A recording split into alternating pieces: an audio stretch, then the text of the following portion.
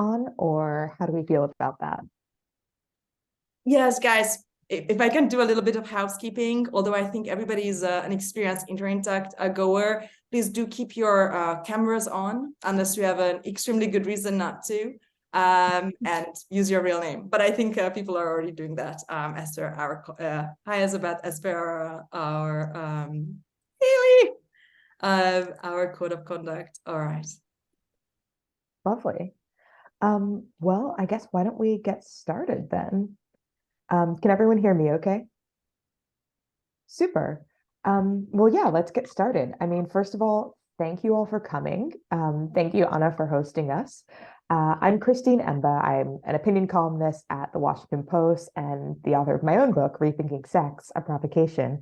But I am just super excited to be hosting this salon with Jennifer Banks today to talk about her excellent new book, Natality, which there's glare on the screen, but you may be able to tell already that like my book has so many just like different post-it notes and like bent down pages because I found it incredibly fascinating.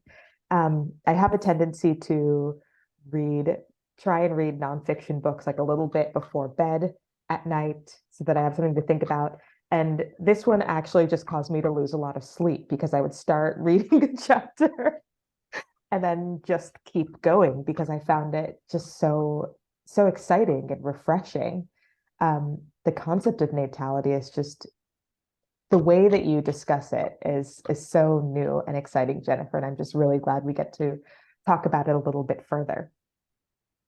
So Jennifer, I don't want to take this conversation away from you. So do you want to maybe introduce yourself a little bit and tell us what brought you to write this book and what brought you to this topic? Sure. First of all, just thank you for all coming. Thank you to Anna for hosting us. Thank you to Christine for being my interlocutor here. Also, for anyone who hasn't read Christine's book, to go find it immediately. Rethinking Sex is a brilliant, brilliant book. I now think of it as a kind of companion to mine, not that they are on the same topic or even going about the same questions, but I think deeply related concerns and trying to get at parts of our lives that are not well understood and they're very hard to discuss in public. So I'm grateful to have a chance to talk about it, and I'm eager to have everyone's involvement, as I think these are things we have to work out collectively. As much as I am a single author who wrote one book, I'm really interested in this point at the conversation that's going to ensue after its publication. So in terms of how I wrote it, well, I am a editor at Yale Press, where I have been for about 16 years. I work in the humanities, philosophy and religion, literature, and come out of a background actually as a poet, although I don't think of myself as a poet because I haven't written a lot of poetry in the last 15 years or so, but that was my background as a kid and then as a 20-something writer. And, as much as philosophy is in the subtitle, I am not actually a philosopher.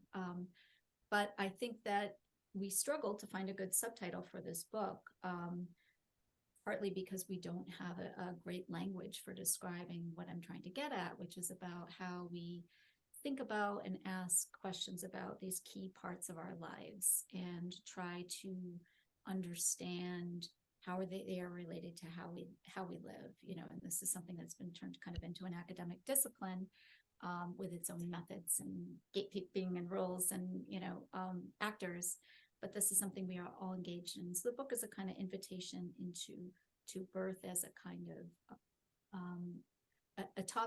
a interwoven part of the human condition, but also something we can think about and talk about.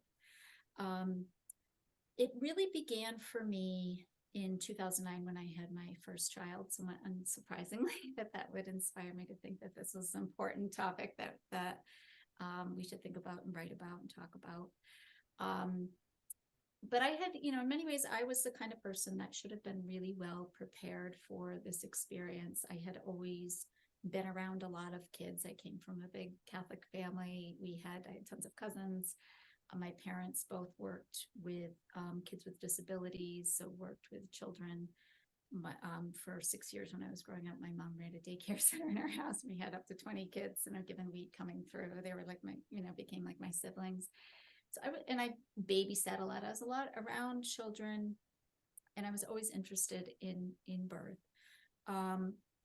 And then I became pregnant. I was very excited to be pregnant. I had a very good pregnancy, other than some morning sickness and stuff like that. But it was really the birth that I found I was unprepared for, and it wasn't so much the medical part of it or the intense physicality of it. I had a difficult birth, but it was really the shock of a new life that was suddenly before me, and to have spent 9 months with this person inside of me, growing and able to feel it and sense it, know that it was there. But it was something about seeing and hearing and having to see this life as separate from me, but obviously very connected for me, and realizing that I really wasn't prepared for the shock of the new life. And I think there were a few things. One was that this wasn't just a lump of flesh, that was this blank biological slate. There was a sense of a kind of human person that was already there. And I think this is, different traditions speak about this differently, whether it's soul or spirit or person or karma, that somehow I couldn't account for. The things I had been taught in my life about what human life was didn't really account for this sort of emergence of something that had its own life, its own integrity, its own problems that it kind of emerged with. I also think that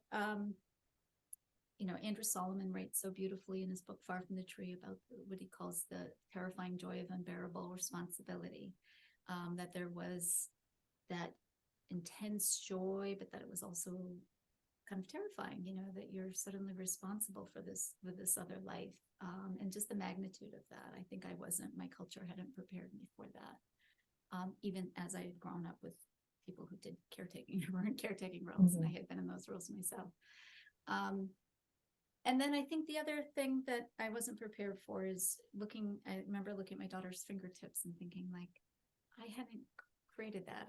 There were a lot of things I had done during the pregnancy to eat the right thing or rest or, go to the doctors. And a lot of the language at the time, and I think still around birth, had to do with birth control, family planning, birth plans. It's like you plan, you control, you're sort of the one orchestrating this. And I thought, I never at any point thought about the fingertips, and the fingertips were there. So this was like this kind of shock of like, how did that happen?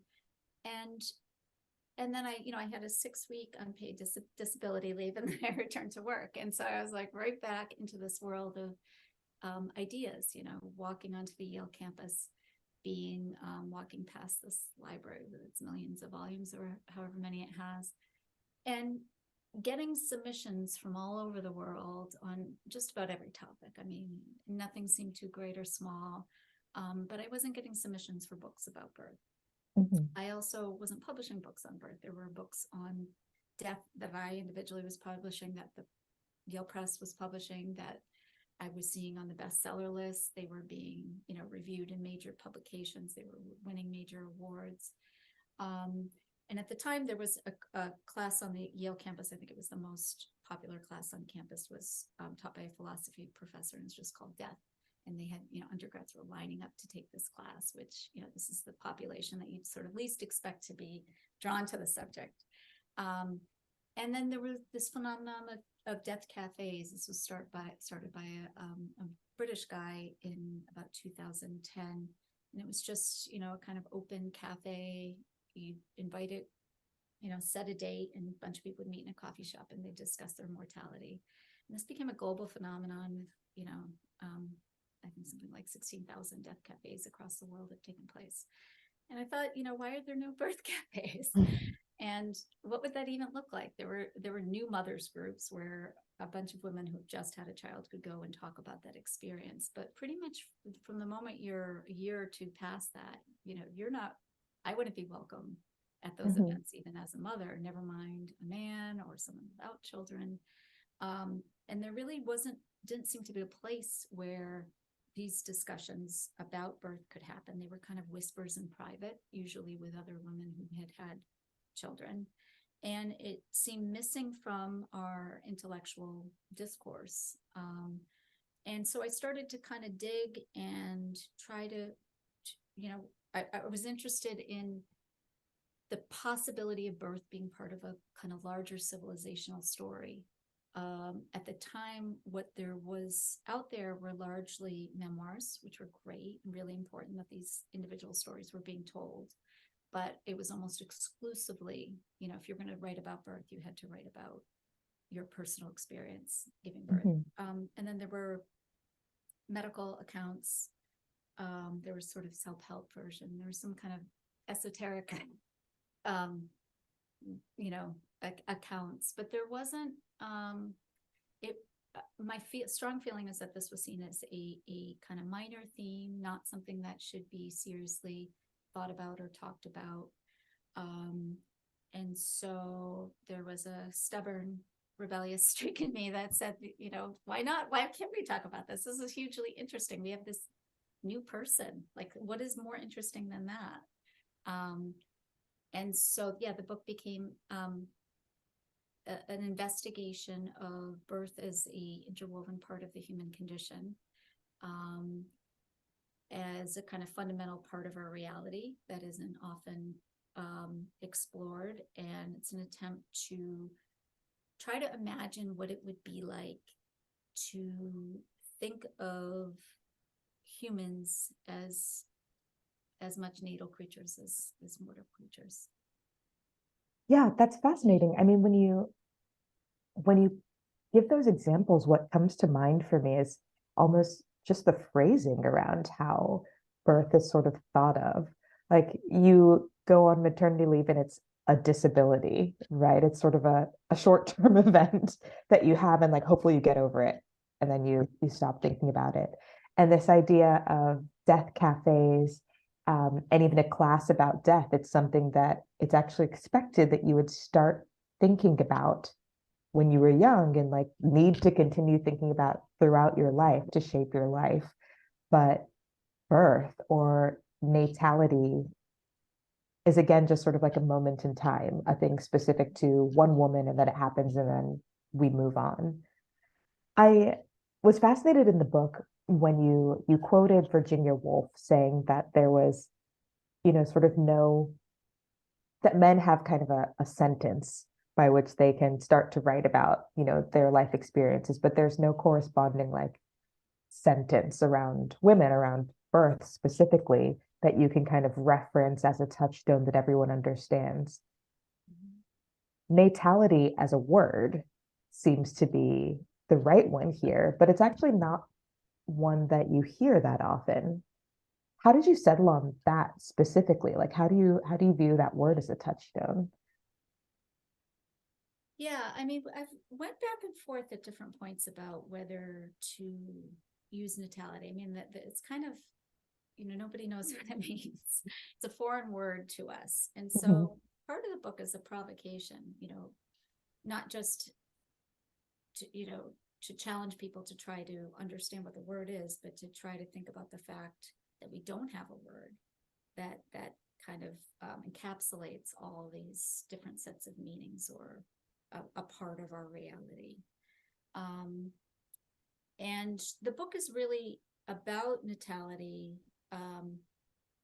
more than it is about birth as a specific event. So at a certain point, I had to kind of make that shift. And it's always been a little bit of a challenge to kind of connect the event and the reality and the stories with kind of larger narratives and with concepts and ideas. So, and this was, really the thing I was writing against, because I was writing at a time where people were telling birth stories in the form of memoirs. Like, that had kind of become permissible through most of history. That wasn't part of reality or part of a culture. But what I felt like was more urgent was an understanding of natality. And the idea is just to develop that larger framework. And within that framework, there's all sort of possible ways that people can think about birth. But I think that the most pressing objective in writing the book was to encourage people to try to think carefully and more deeply about birth. I mean, in that way, it's a very modest ambition. But in some ways, that's the hardest thing for people to do. It's a kind of this old split of mind and matter, of thought and experience, of thought and the body, and this is part of certainly the modern world. It's also an older kind of Platonic idea of the pure forms versus the kind of messier embodied reality. Kind of sounds like you are a philosopher, actually, Jennifer. A little bit. So actually, I have a question that also Anna has and just put in the chat. She just anticipated my next question. And I also want to note for people in the audience that if you have questions, you should feel free to raise a hand or put it in the chat or just jump in. I mean, we're a small enough group that I think this can be a really lively conversation. But Anna wrote, was there any pushback against the book, any suggestion of different directions or titles that weren't accepted? After which you just kind of went on and did it your own way. And yeah. Yeah, I think there was a lot of pushback. I mean, the first round of submissions, I felt like I had an offer from Norton that I ended up picking up back up. But the first round of submissions was so challenging, I think, that I decided to not put the book under contract and just to kind of see where it goes. And part of it was that, I was getting comments like,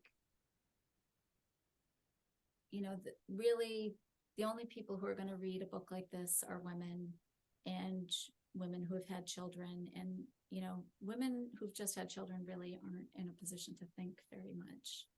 They can't take on like Hannah Arendt. They can't think more deeply.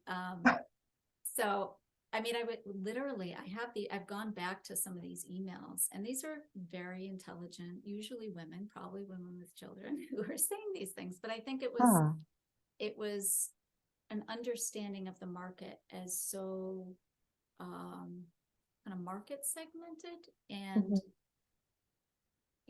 I really did believe that this was a book not just for women with children. Of course, it was for them too. But I did want to write it as kind of a broader human book about what it means to be human.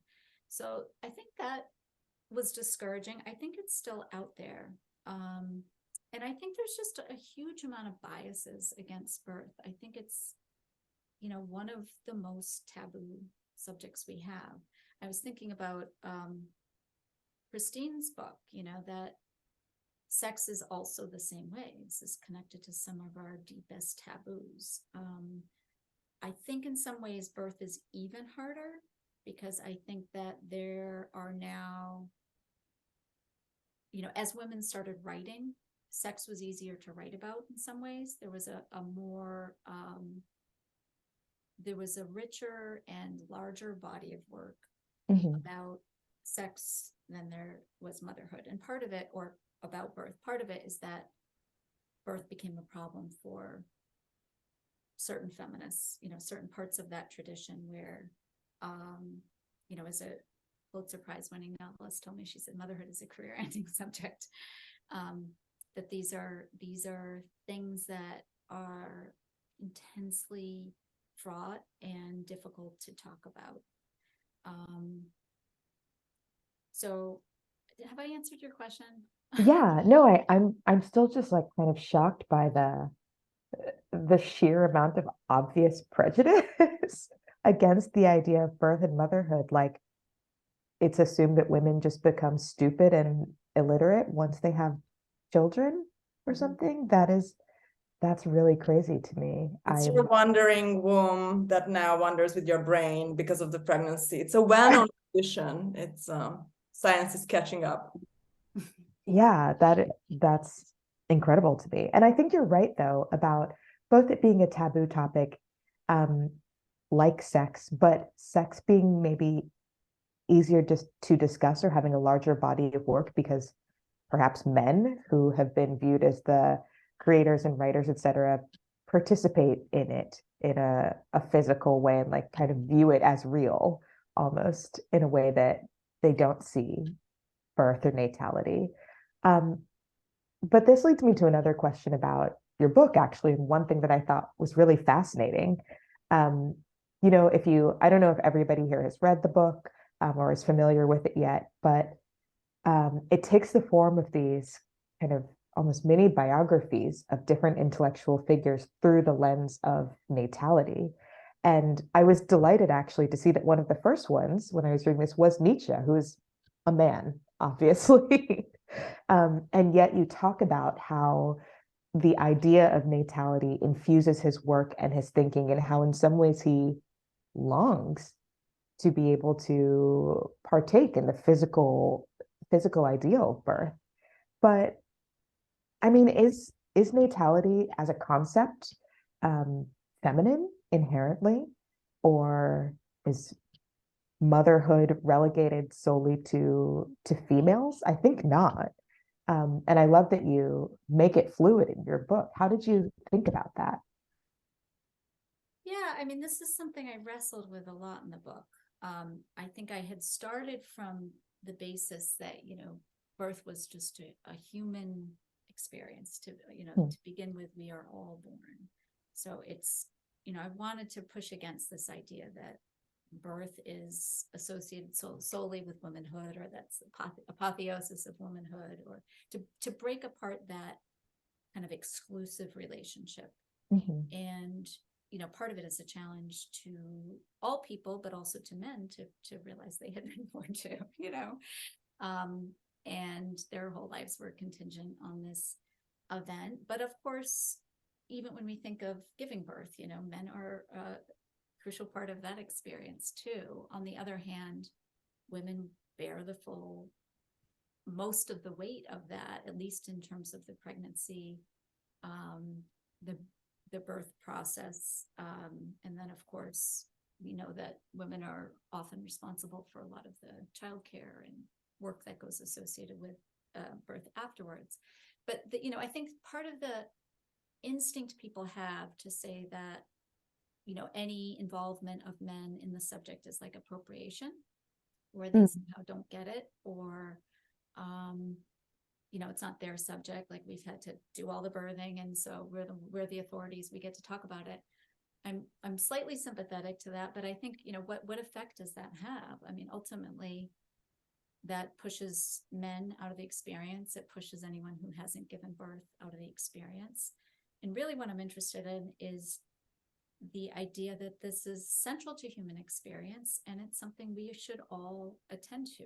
I mean, partly for I think it's imaginatively rich, and there's a certain kind of intellectual, ethical work that's associated with really thinking about it. But also, on a more practical level, like, people are being born all the time. Like, the large, vast majority of people in the world are parents, and to think that we don't need to think about what their experiences are is like mind-blowing to me. That if women in the US, let's say, but elsewhere too, are kind of on their own when it comes to birth, they don't have things like, healthcare that would subsidize things like a hospital stay in a maternity ward, or childcare. I mean, by pushing people out of the experience, that kind of reinforces the sense that this is just women's, like, they have to figure it out. And, these are not things that are just relevant. I mean, the birth of a kid in my town is important, partly because I have children and they're going to be their peer, but also because this will be the person working at the store that I go to, or this will be the nurse that attends to me. Like, these are important things as communities we have to be invested in collectively. Yeah. One of the things that I found really kind of troubling, actually, about so many of the biographies in your book is that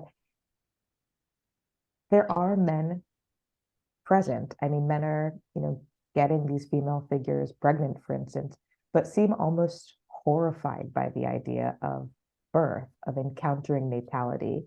When you talk about Mary Shelley and her husband, like kind of like retreating once, like almost all of these women, they become pregnant, they begin to experience natality, and rather than becoming a part of it, their male partners sort of actually retreat from the scene and don't want to touch it in some sense. Oh, yeah, I see.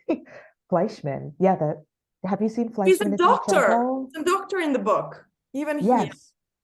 Oh, yes. Yep. In the Mary Shelley or the Mary Um, Shelley chapter, is that where, or the Adrian Rich?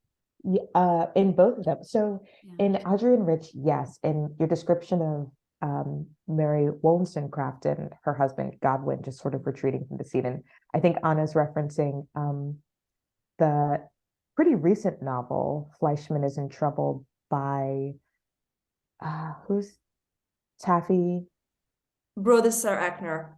Brodesser Akner, Yeah. that has in a surprise twist in this novel, there's a breakdown of this couple's marriage in modern New York, and at the heart of it is a traumatic birth experience that the wife has, and the husband just like wasn't in the room for and kind of retreated from and never understands. But you mention in the book a few radical feminists, actually, like Shulamith Firestone, who I think kind of inherited this understanding of birth and natality as something that was so feminized that it needed to be gotten rid of because of the way that it segments women from society. And the hope is that if we could just make birth robotic or push birth to the side somehow, that would make women more equal. But I guess talk to me about how it looks in the lives of some of these figures, or how it might have looked if birth were actually made even more central to their experience, if it was respected more. Like, how could that have changed the trajectory of their philosophy and thinking? Yeah, of course, I don't know. I like to think that their lives would have been easier. I don't know if their thinking would have been any more important than it is. I think part of why these particular figures have such deep resources in their work around birth is because they've also had to confront all the real questions and problems. They haven't been able to give us this like immaculate, just upbeat account of birth. It's all great, and they really had to go into questions about power imbalances, about kind of deep ethical and philosophical and certainly spiritual questions about kind of the purpose of human life, the nature of human life, about human error and the reality of human violence. And I mean, it's hard to read some of these accounts. I think of Mary Shelley. I mean, not Mary, well, certainly Mary Shelley, but also Mary Wollstonecraft, that people treated her like she was crazy, and, here was this incredibly intelligent woman who was, a pretty rare account of a mother who was writing through her, as she was birthing, as she was pregnant. Some of her best work was created kind of in that context. And it was dismissed. And so I think, there's obviously a real tragedy in that. I think this is something we're still trying to work through. There are, it's a theme that comes up kind of continually in these public discussions of motherhood, is like motherhood as an obstacle to creative work, to a certain kind of thinking. And it has gotten better. Of course, we have a pretty rich body of work that's been produced maybe over the last 100 years or so about motherhood, about birth to some degree too. And yet, it's amazing in other ways how little of it there was. So I think their lives would have been easier. We don't know.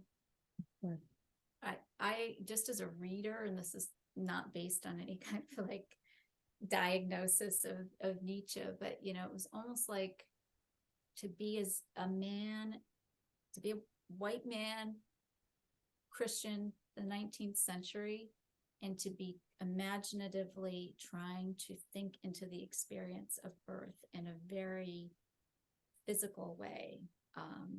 It wasn't an all abstract. It was abstract, but it was also a very kind of embodied account. Kind of pushed him to the edge. I mean, it was kind of ran on the course of his own madness. Of course, I'm sure nobody really knows what it was that kind of had made him lose his mind and had his breakdown. But as he's having his breakdown, he's like coming up with these just incredibly moving and beautiful accounts of birth as central to human experience. And it's almost like that, to think that as a man was to make oneself insane, was to put oneself crazy. To put oneself outside the bounds of rational thought, certainly of intelligibility. And just goes a little bit back to your last question too, just about men. I think that Nietzsche's often critiqued as an anti-feminist, or he said these terrible things about women. He got parts of the experience very wrong.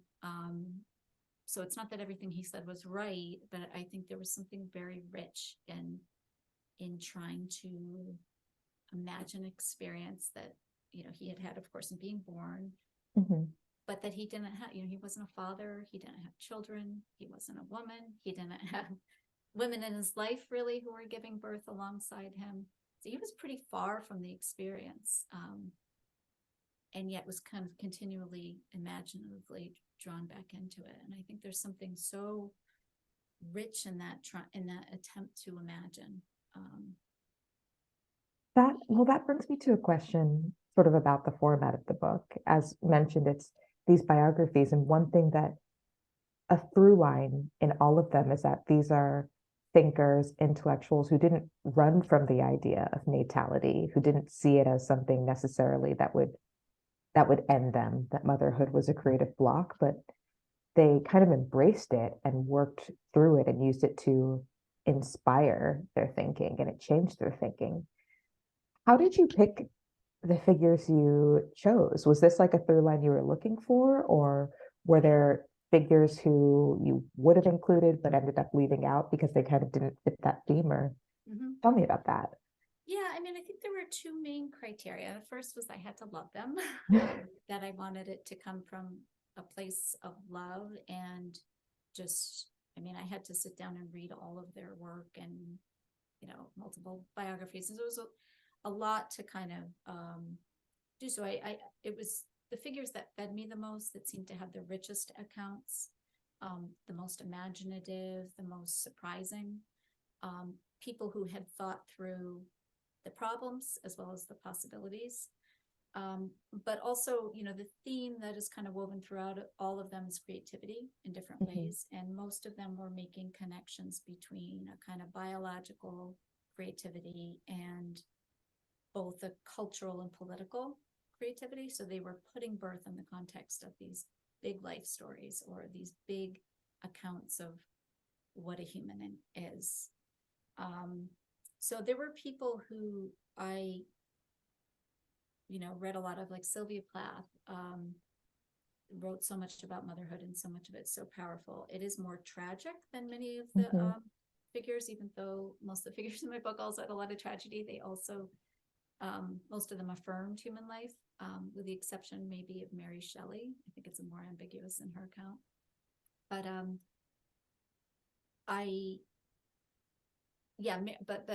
Sylvia Plath was, she was kind of locked in her own experience. She writes about, it never seems to go beyond her own personal experience. And I say this not without sympathy. And I think, what we see in that personal experience is something that was shared across, large parts of her community, and, American women in the 20th century. So it's not that it's unique to her, but it's very different than, for instance, what we find in Audrey and Rich. Very different account. So Elizabeth in the chat has a question that actually anticipates a question of mine that I was going to bring up later, but let's actually get to it now.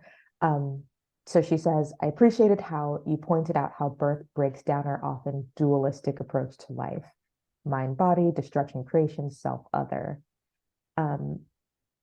It's true for all people, but I wonder if women somehow have the inside scoop on the power of birth. Do you think this is an opportunity, our opportunity as women, to lead this conversation? I'm interested in that question, but I'd love to hear you also talk specifically too about this duality question, because I know you and I talked about it a little bit too. I noted, like, I took so many notes on your book as well. But I have a question here. You know, in writing about Mary Shelley, you note that we don't ultimately control birth despite scientific advances. We don't get to choose which new lives arrive, nor who survives.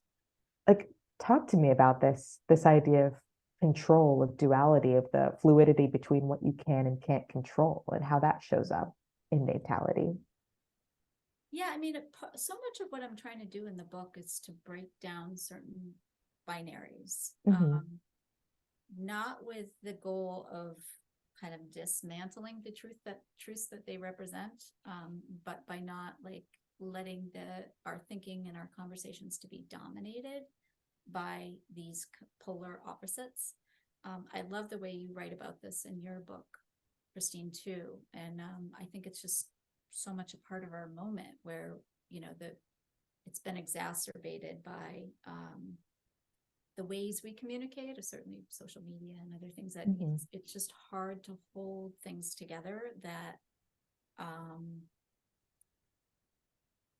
you know, I think there's like a fear of contamination. You know, we see this in our political culture, that like you're afraid of being associated with something, so you have to go to the other extreme to just like assure people that you want nothing, you want no part of any of that, even if there's elements of truth in that other perspective.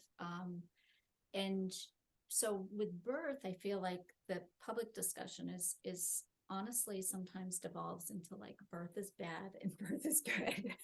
It's like, you know, strong pronatalist sentiment, and on the other side, like a strong antinatalist sentiment.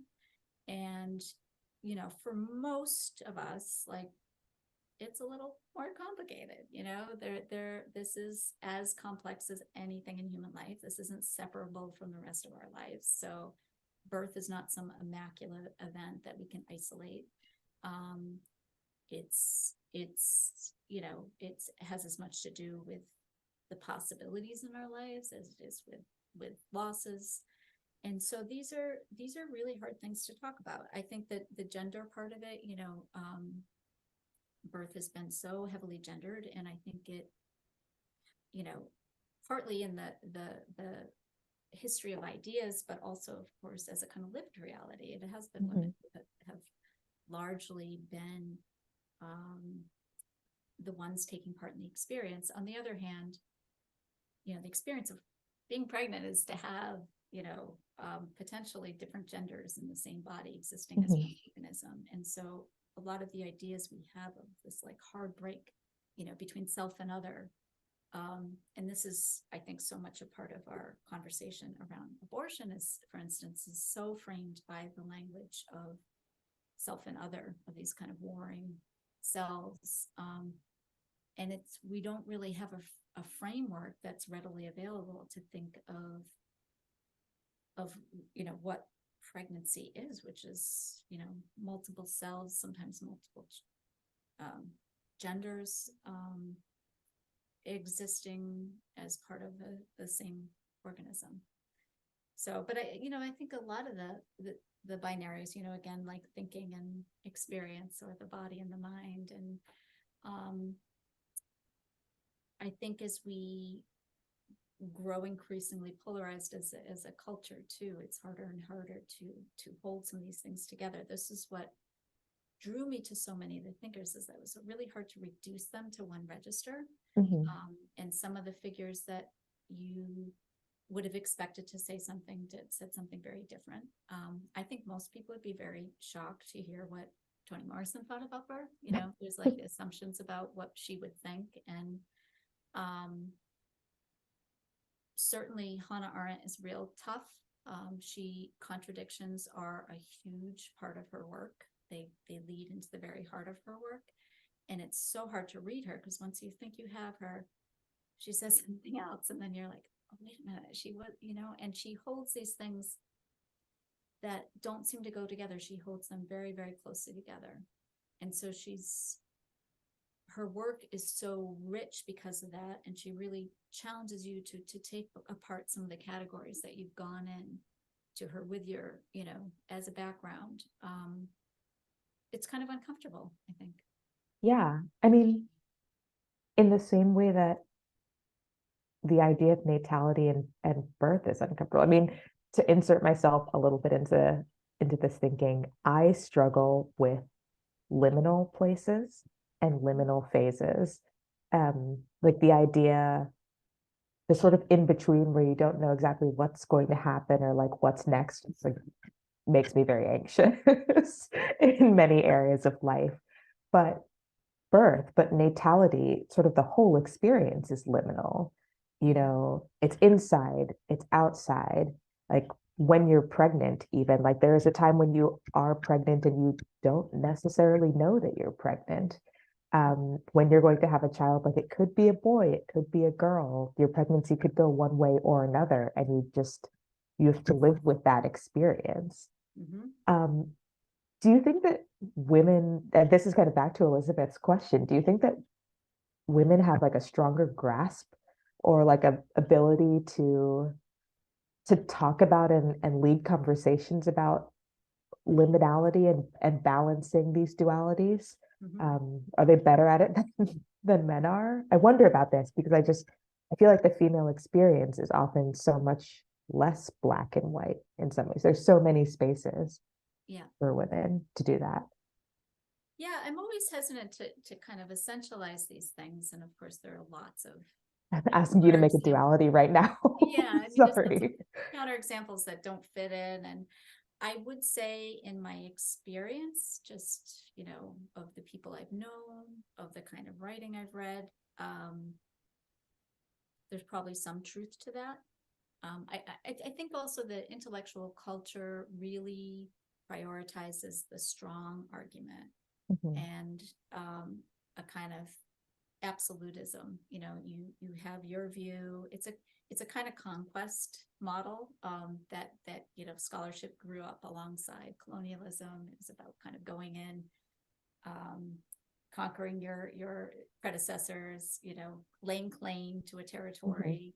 And you know, it took a lot of you know, it was an assertion of power to do that. And of course, men have had more power, and they were more perhaps are more inclined to, you know, those sort of models of thinking. I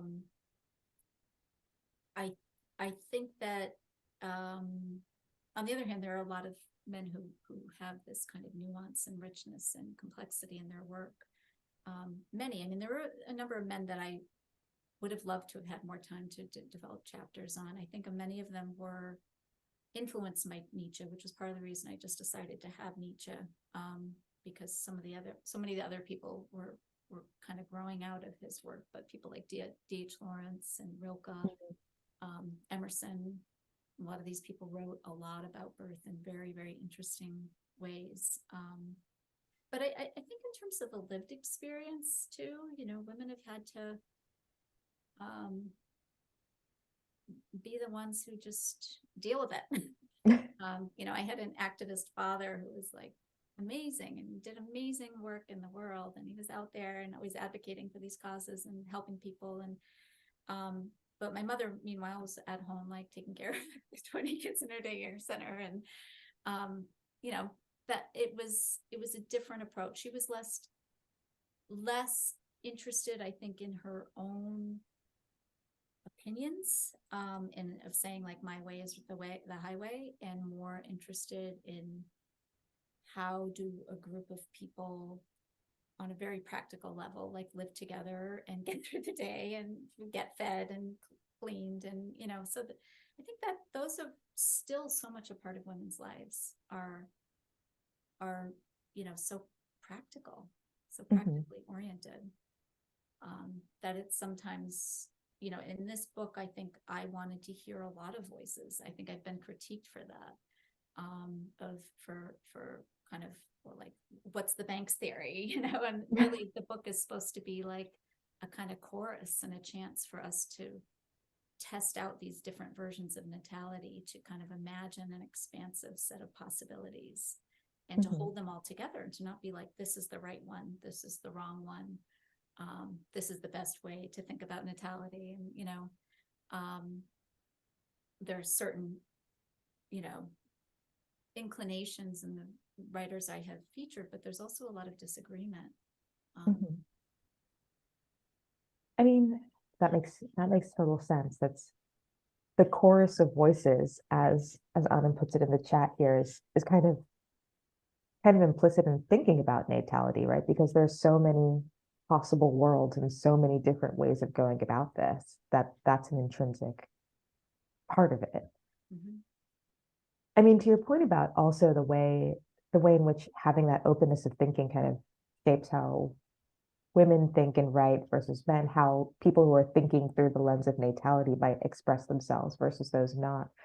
I also noted that in the book, a lot of the figures that you choose are are trying to think about natality and its uncontrolled possibilities in a moment in which control was really being emphasized, in moments of industrialization, colonization, and the slave trade, as you mentioned, almost as society was becoming more regimented, more wanting to see things in black and white and be sure of what you can create in each moment and what's not going to happen.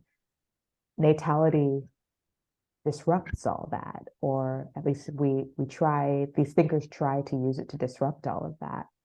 Do you think that was intentional? Do you think that there is sort of more discussion of natality, or more of an interest in these questions in moments of tightness, if that's the right word for it? Yeah, I don't know if I would say more. It's certainly a theme that's pronounced in the book. In many ways, I think these are the big questions about birth. Touches on the questions I asked myself when I had my child of, where did this come from? I didn't make the fingertips. Where did the fingertips come from? A sense of a life that seemed to emerge with a reality that I had not shaped. There's the whole kind of nurture versus nature argument that's gone on a long time. And I think that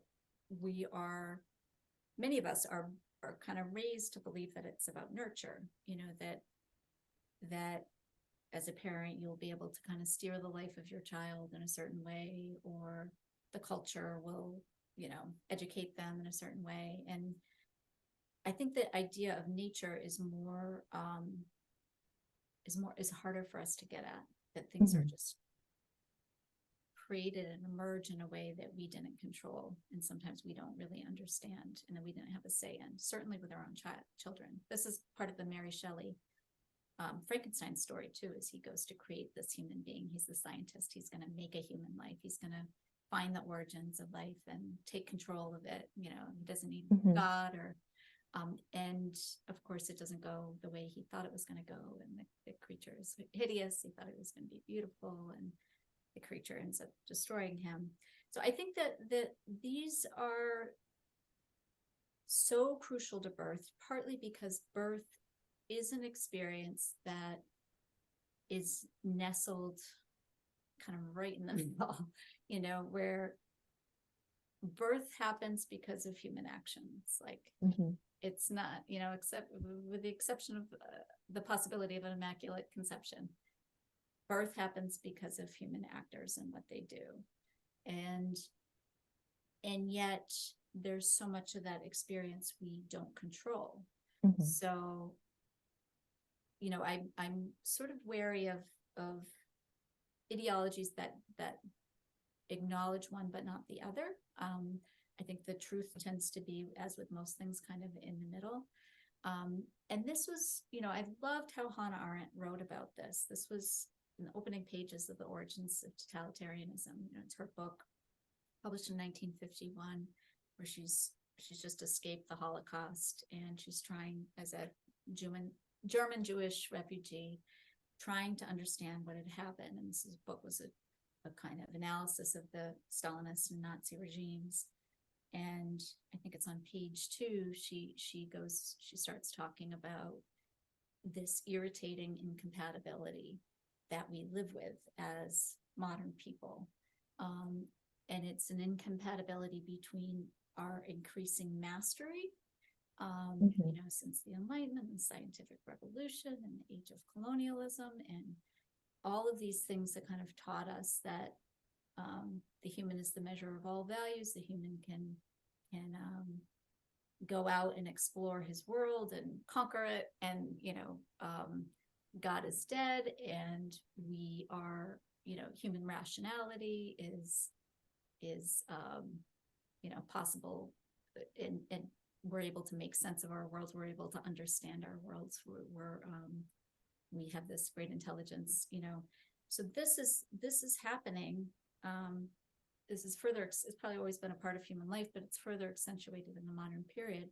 At the same time, you have this increasing sense that we're impotent and that we can't do anything and we can't act. And so I think we all probably relate to this. Like in the 21st century, we can play whatever song we want on demand. We can, get DoorDash, or, there's so many ways where like the world is at our fingertips and we can put it together the way we want, and we get to choose so many things about our lives, and we have so many options. And at the same time, what do you hear almost across the political spectrum, across cultures, is people feel like they can't change anything, that like the governments are too big and ineffective, that the corporations are huge, that the environmental disaster is beyond repair. There's nothing we can do at this point. It's like there's a sense that history, nature, all of it's just inevitable, and we're just kind of being swept along. And so she said that basically totalitarianism arose as a response to this impasse, that there was this irritating incompatibility between our ability to control our worlds and our ability to not control them at all. And totalitarianism was an attempt to kind of destroy their way out of the impasse, is what she says. And birth was so important for her, I think partly because it is both connected to human action, to our ability to act and be a part of reality and part of our cultures and our political worlds and our families and communities. But birth is also connected to things we can't control. So one of the things she insists upon over and over again is a kind of unpredictability of birth, that it's spontaneous with the birth of every new person. This isn't just like regeneration. This is something that has never happened before. It sets in motion a sequence of events that we can't foresee at all and that we don't really control. It's messy. It's prone to human error. Forgiveness is an important part of her account of birth and of action, because basically if you're not going to be forgiven, you can't act, because if you act, you're going to make mistakes. If you have a child, the child's not going to be who you thought it should be. It's going to be its own being. We can't foresee that. Like I said, my daughter was born and there was like this person there, and I couldn't have predicted that.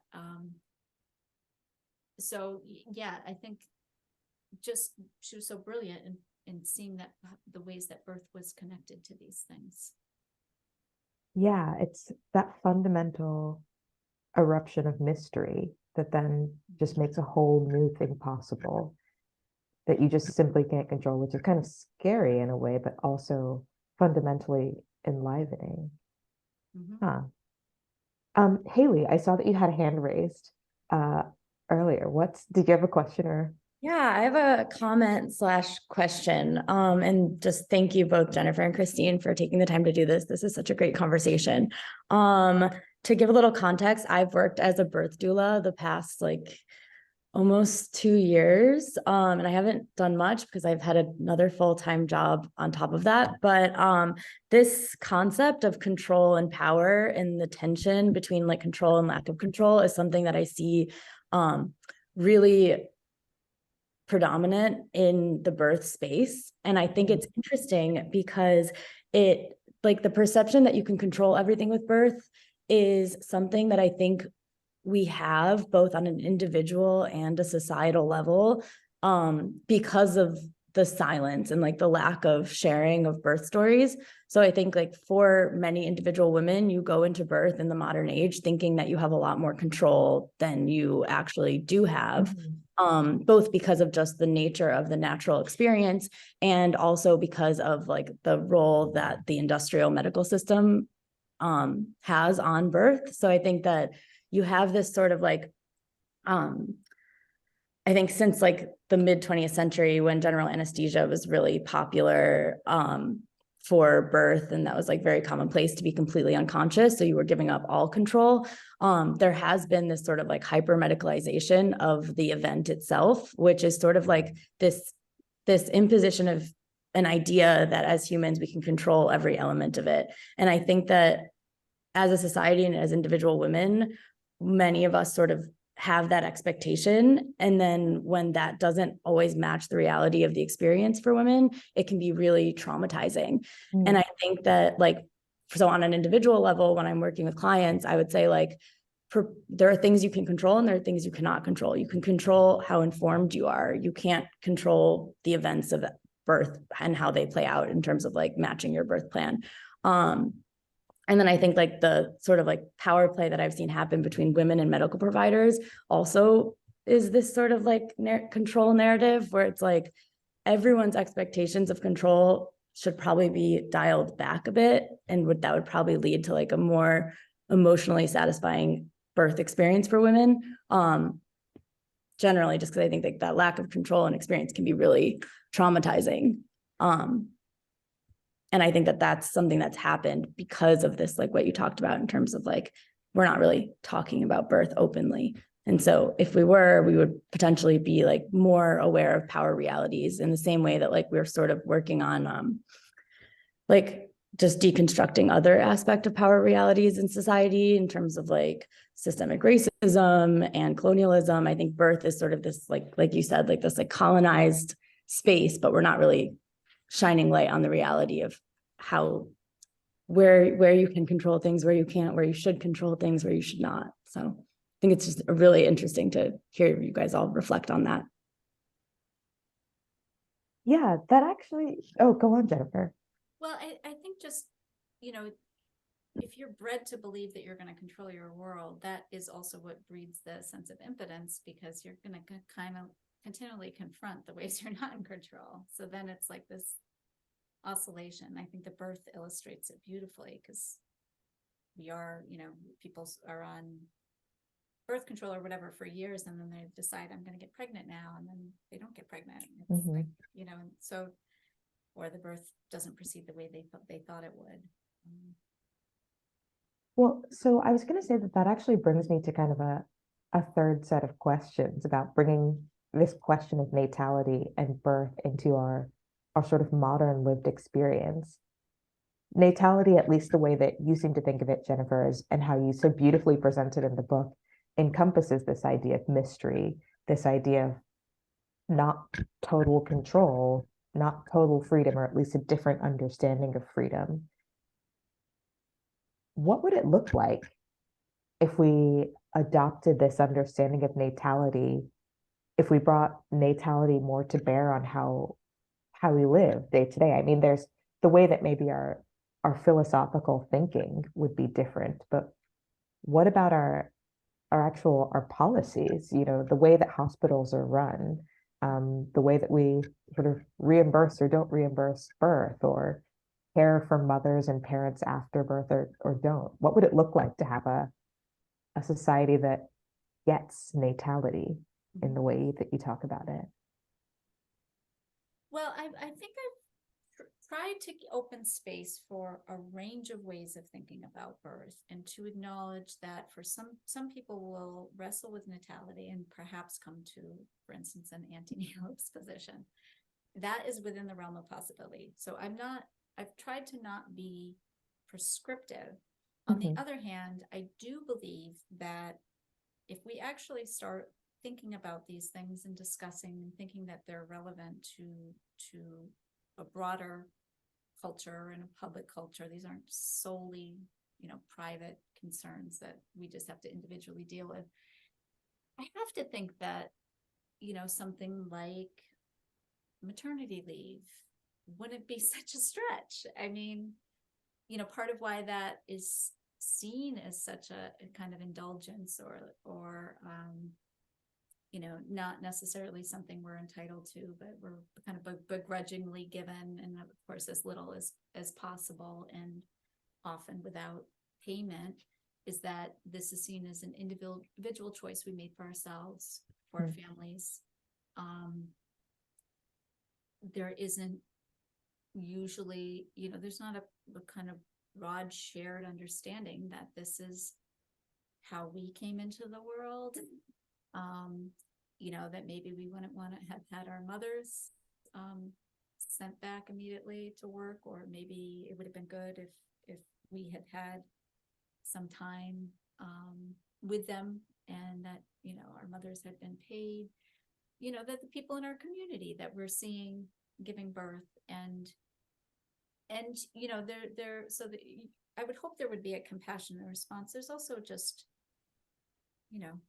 by tending to some of these realities, you have to kind of look at things and understand that there are consequences of treating these only as private concerns. There are huge consequences of not having not having healthcare that covers, for instance, the maternity bill. And we have this kind of schizophrenic public culture where you have like strong pro-natalist sentiment, often articulated by people who are most opposed to the idea of something like paid healthcare or universal healthcare. So a lot of these things aren't thought of or questioned, that people often have these very contradictory opinions. And part of what I'm trying to do is make possible, a way for those contradictions to live within our culture. At the same time, I would think it starts to dismantle, some of the ways this isn't unthought. I mean, also some of the critiques of birth that I think are pervasive in our culture, that, are seen as a kind of sticking it to the patriarchy, but in fact, what are they doing? They're undermining women very often and not supporting other women. And I think by looking at birth, by trying to understand the magnitude of the experience, of just how demanding it is, of the challenges women face, and that these are shared things. Just one quick story I'll share is that about 8 miles down the street from me, Lindsay Clancy lived. I don't know if you have all followed the story about her. She was this mom a few months ago. She was actually a neonatal nurse, I think, and she had a third child maybe a year or so ago, and she was known to be a very loving mother and loved her children, wonderful person. Her colleagues loved her, her community loved her, and she was dealing with postnatal depression and even psychosis. And I think it was in March or April, she sent her husband out one night to get some takeout, and he came home and all 3 children had been murdered. And she Oh my gosh. jumped out the window. And, it was a lot came out of that experience. I think, my community was so shook by it. Part of it was this sense of, oh my God, we had been completely blind to what this woman had gone through.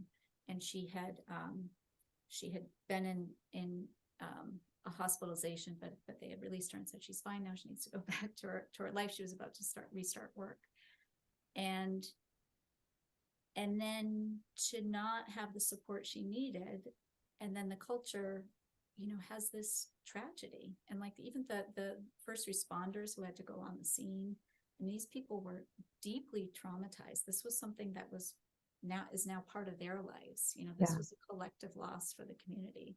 It was also a lot of what started to come out were, you know, women sharing stories that they had these difficulties, that this was part of the experience too. And like, there's no way for them to talk about it. And, you know, in terms of even the medical system, there's very little understanding of what something like postnatal psychosis is.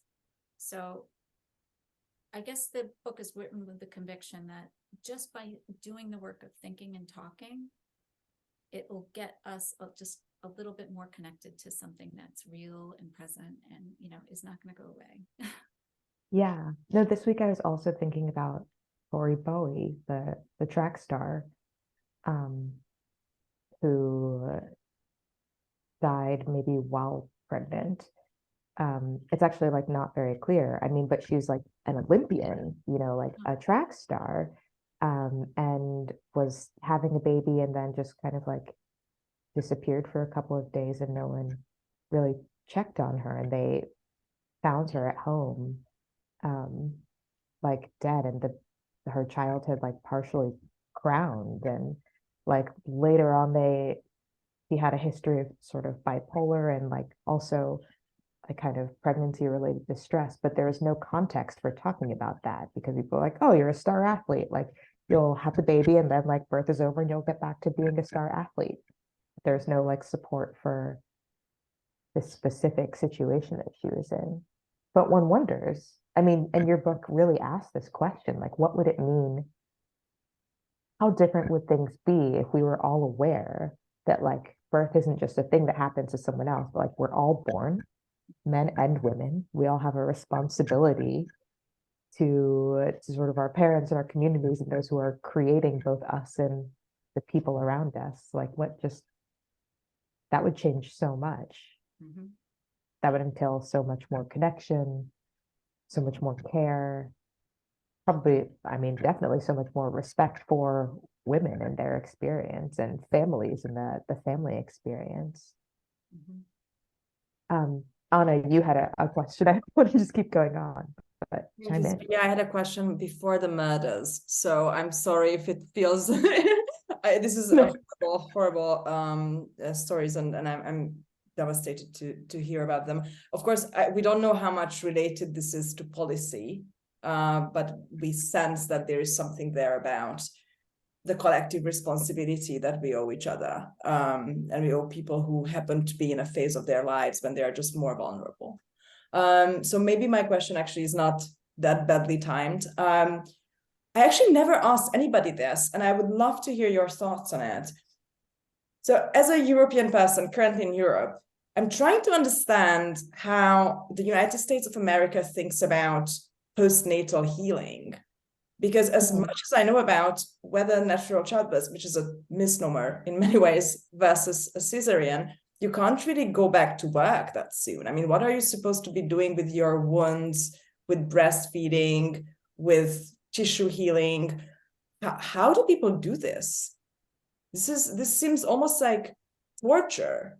I mean, if you had somebody in a hospital, with a gunshot wound or with some arterial bleeding, a broken arm, you wouldn't. And if the doctor released this person out into the world to go to work before the healing has been completed, this person would probably lose their medical license. There would be a massive uproar, lawsuits.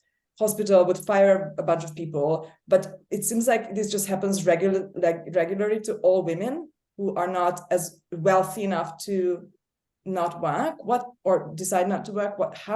What's the thinking behind this, and how do actual women deal with it? I'm asking this because I do think that there is a deeper philosophical misunderstanding here than just policy or complete disregard to the safety, hygiene, and general well-being of half of the population.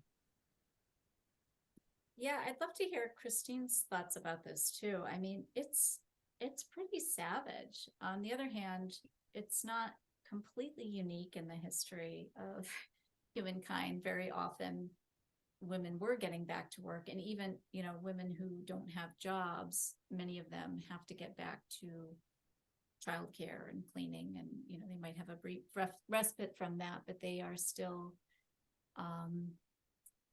having to labor in different ways. And some of that is, inevitable. We do return to the world. Most of us don't have the luxury of just like exiting the world for 3 months and not doing anything else. But there are very specific challenges that come with, for instance, being away from one's child. I mean, there are a lot of stories in the US of women who go back 2 weeks and they're working some low-paid job. This isn't like a work from home where they're able to go and nurse their babies on the side, or they don't have flexible hours. So there's just, it's pretty inhumane. And then people wonder why people don't want to have children. And yeah, I don't know that. I mean, it seems to me crazy that this is how we work. And Yale University was, at the time when I gave birth, voted one of the best places by Working Mother magazine for women to work. And it was, in many ways, my hospital bills were completely paid, which was great. I was pretty much guaranteed my job back. I wasn't going to lose my job, but it was a very short unpaid leave that I was given. I mean, is really, is this the best we can do?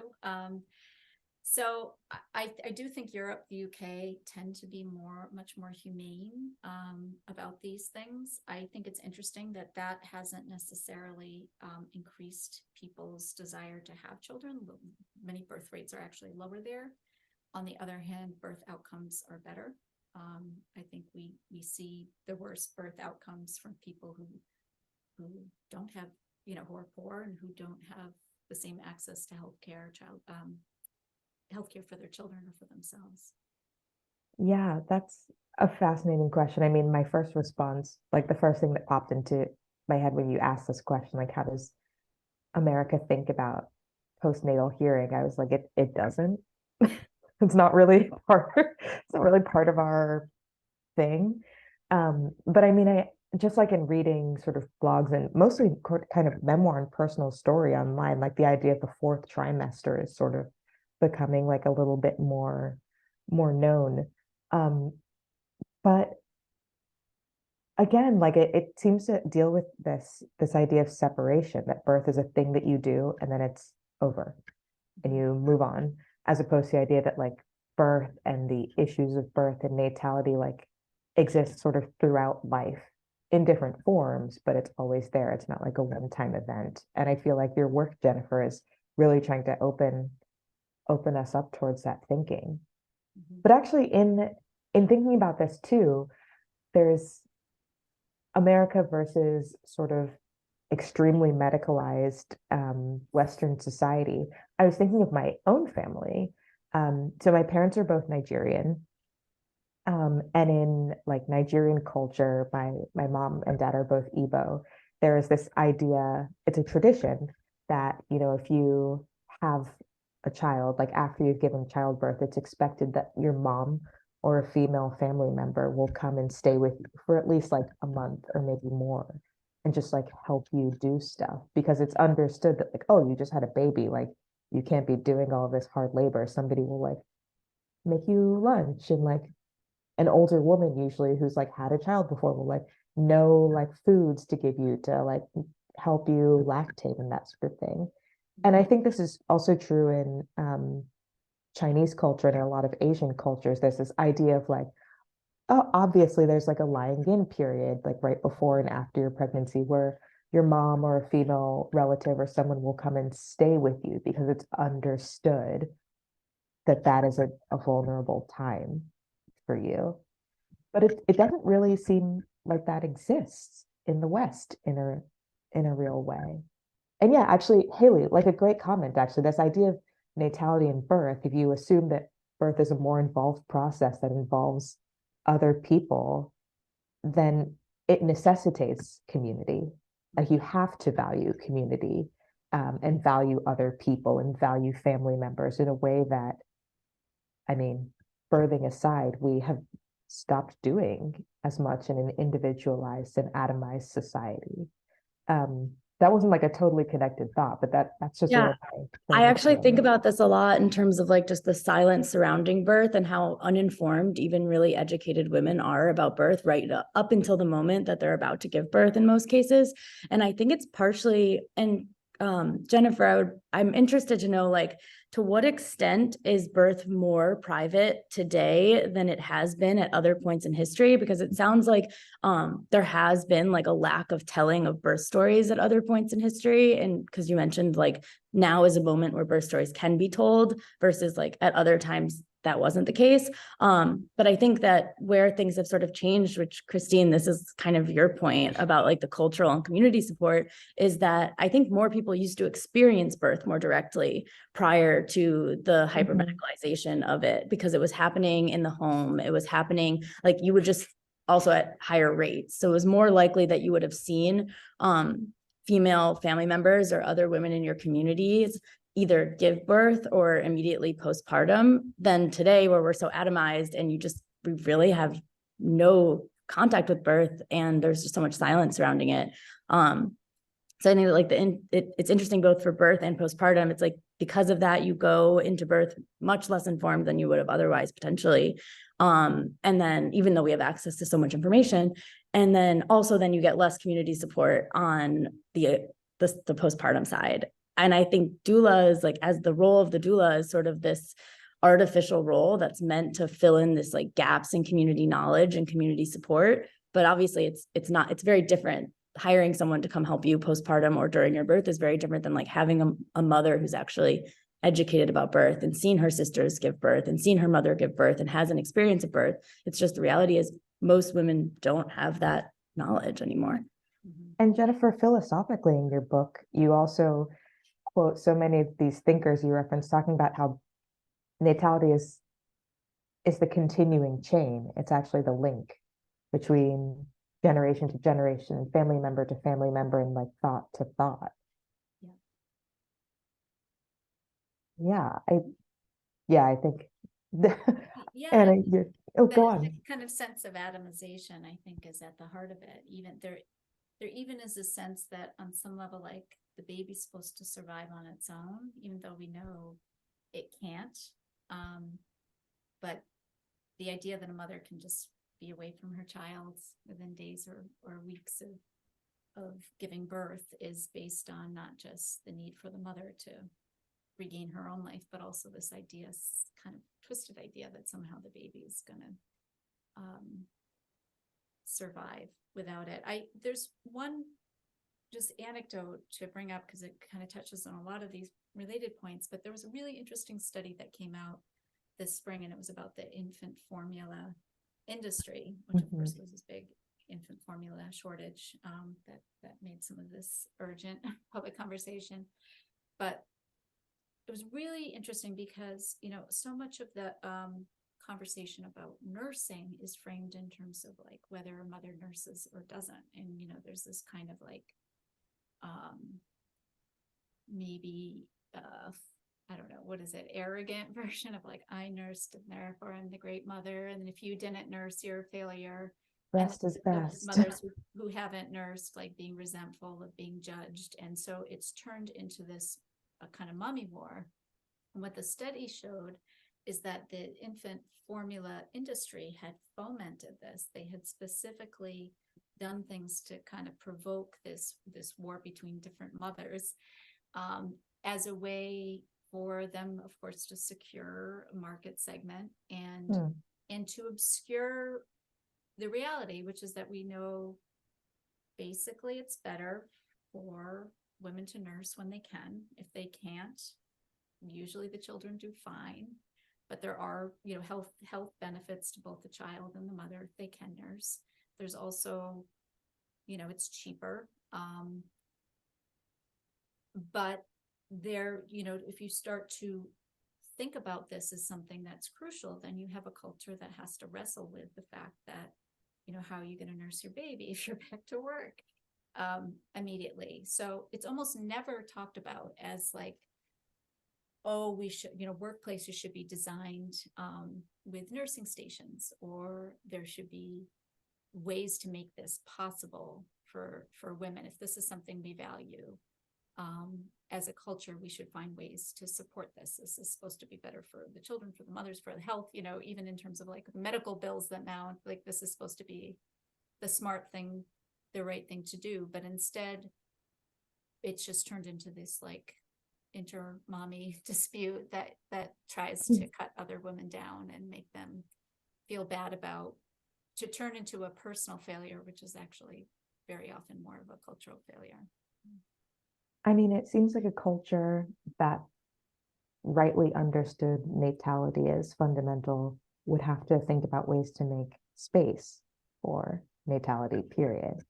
And also, I think, once again, this question of control versus mystery and freedom that's so central to this question is really evident here, because on the one hand, you can blame the formula companies, and I very much do, but on the other hand, there's, even in our society, when you talk about like the baby should be able to live on its own, there's this expectation that we should be able to choose, right? Like, well, I have a lifestyle like this, and the baby's just going to have to get with the program because I need to control the situation, which, if you think about natality in the sort of expansive way that you do, Jennifer, you realize that control was not really the option here.